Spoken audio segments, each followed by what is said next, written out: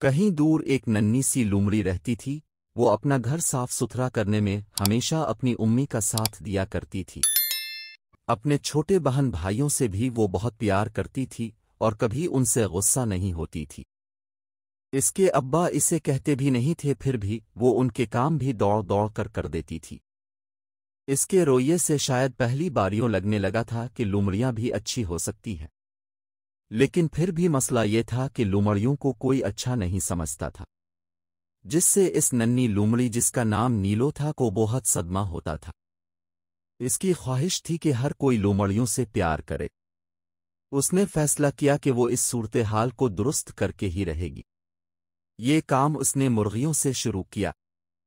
جیسے ہی شام ہوئی وہ مرغیوں کے ڈربے کے قریب چلی گئی اور انہیں لوری سنانا شروع کر دی۔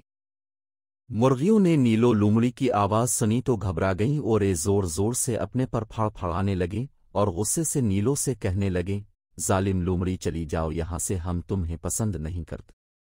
نیلو کچھ دیر ان کے غصے کو برداشت کرتی رہی، پھر مایوس ہو کر لوٹ آئی۔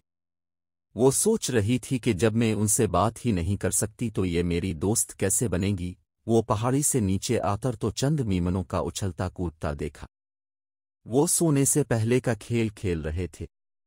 وہ بولی، میمنو آؤ میں تمہیں نرم گرم بستر میں سلا دوں، لیکن اس کی آواز سوان کر میمنے بدک گئے اور زور زور سے اچھلنے کودنے لگے۔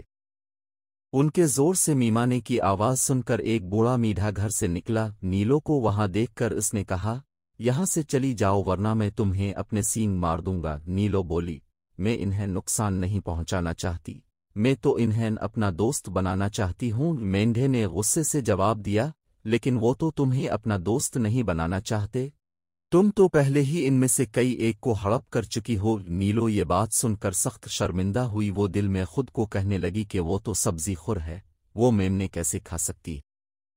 صاف کرنے میں میری مدد کرو۔ ان کے کہنے گاؤں جو خود لومڑیوں نے ہی گندا کیا تھا، بیچاری نیلو نے بابا عقل مند کے ساتھ دوڑ دوڑ کر صاف کیا۔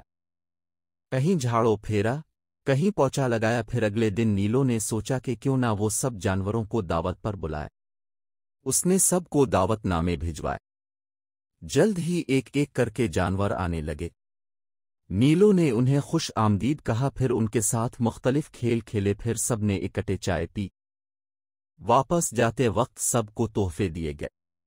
چچا عقل مند، مرغیاں، بطخیں، خرگوش، میمنے سب دل سے کہہ رہے تھے کہ انہیں بہت مزہ آیا۔ ابھی تک یہ بات تو کوئی نہیں کہہ سکتا کہ یہ جانور سب لومڑیوں کو پسند کرنے لگے ہیں، لیکن سب کا خیال ہے کہ نیلو بہت اچھی ہے، اور نیلو بھی سمجھتی ہے کہ اچھائی سے دل جیتے جا سکتے ہیں۔ تو چلیے بارش کا پہلا قطرہ ہی صحیح۔